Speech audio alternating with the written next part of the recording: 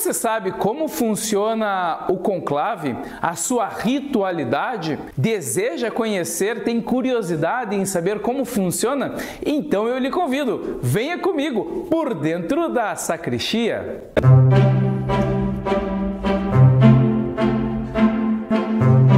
Seja galhardamente bem-vindo a este canal. Eu sou o Diácono Cleverson e quero falar hoje com você um pouco mais sobre a ritualidade do conclave. Mas antes quero lhe fazer um convite. Se você ainda não é inscrito neste canal, inscreva-se e venha fazer parte desta família que cresce a cada dia. Aproveite e acione o sininho, porque assim você será informado sempre que nós postarmos um vídeo novo neste canal e não perderá as novidades. Falando sobre o conclave, já falei um pouco mais sobre as suas curiosidades, o seu funcionamento. Você pode estar acessando este vídeo pelo card que eu vou deixar aqui. Ali você vai perceber um pouco do histórico do conclave, mas provavelmente você quer saber também como que ele funciona.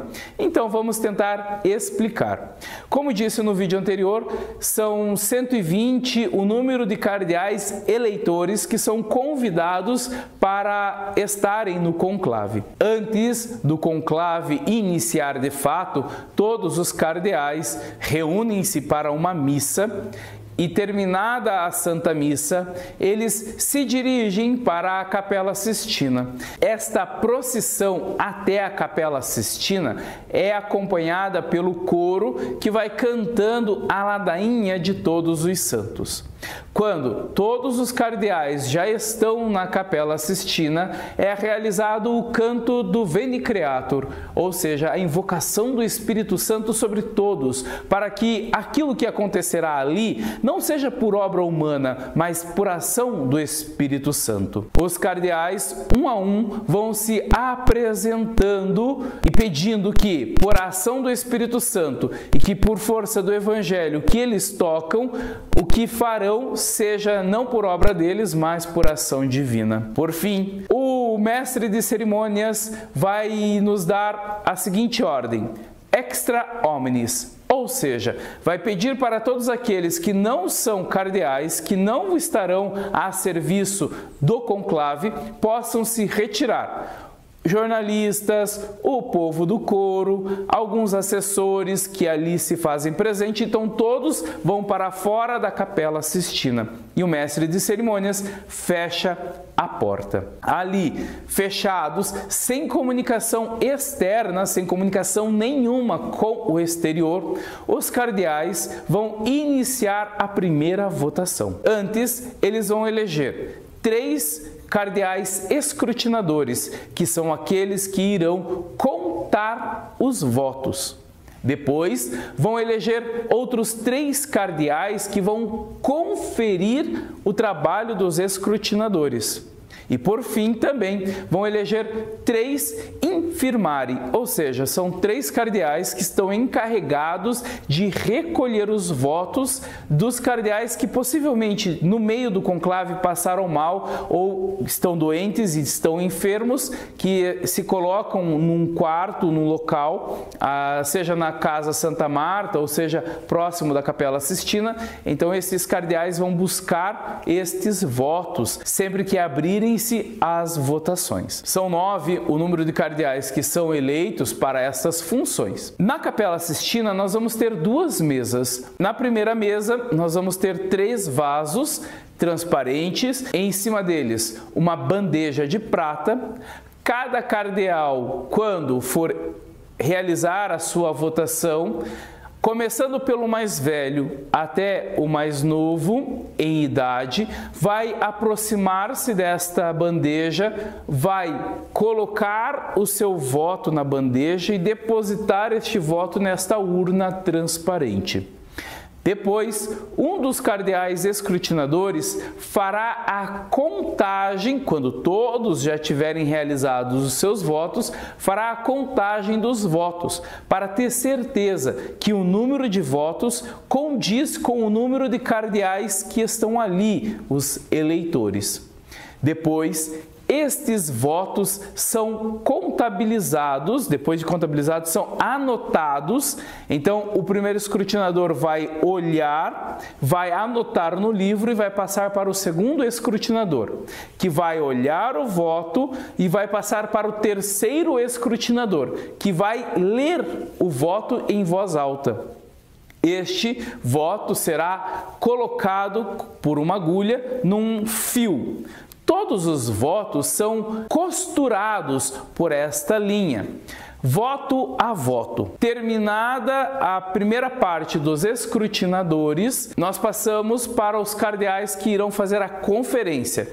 Vão fazer o mesmo procedimento, conferir o número de votos, que deve condizer com o número de cardeais eleitores, e depois farão o anúncio de cada um dos votos, a leitura de todos os votos, verificando se todos estão anotados no livro, e depois anuncia-se, entre todos aqueles que estão presentes, já vai fazendo os cálculos, já vai se anunciar se houve ou não a eleição de um santo padre. Digamos que não houve a eleição. Todas as cédulas são recolhidas, todas as anotações pessoais daquela votação também são recolhidas, nada pode vazar neste processo.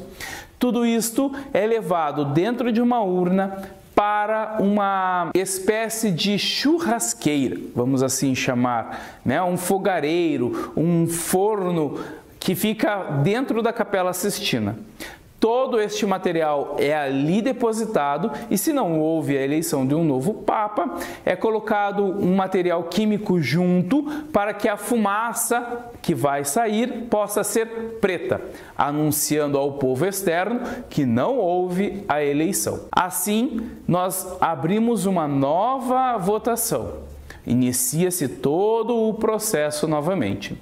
Quando atinge-se 2/3 de votos, o cardeal que foi votado, mais votado, é questionado pelo Carmelengo, juntamente com o mestre de cerimônias e o secretário do conclave.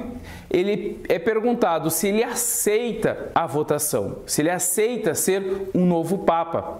Se ele disser que sim, a segunda pergunta é: com qual nome gostaria de ser chamado? Assim, depois que ele é anunciado, ele é acolhido primeiro entre os cardeais e depois ele é levado ao que é chamado de Sala das Lágrimas, ou uma outra sacristia, onde ele vai colocar o hábito branco, a batina branca. Terminado isto, o cardeal vai fazer o anúncio na tribuna. Anúncio vobis, gaudium magnum, habemus papam. Ou seja, anunciamos-vos uma grande alegria, temos um Papa. E aí ele vai anunciar o nome deste Papa, o nome do cardeal que foi eleito e o nome que o Papa está assumindo a partir de então. Este Papa é colocado na tribuna, onde fará um breve discurso e depois a bênção urb et orbi, ou seja, a bênção sobre a cidade de Roma e ao mundo. E a partir de então, ele inicia o seu pontificado. É claro que nós temos uma missa com a participação dos cardeais, todos, dos bispos, padres, o povo de Deus, que vai marcar o início oficial do seu pontificado.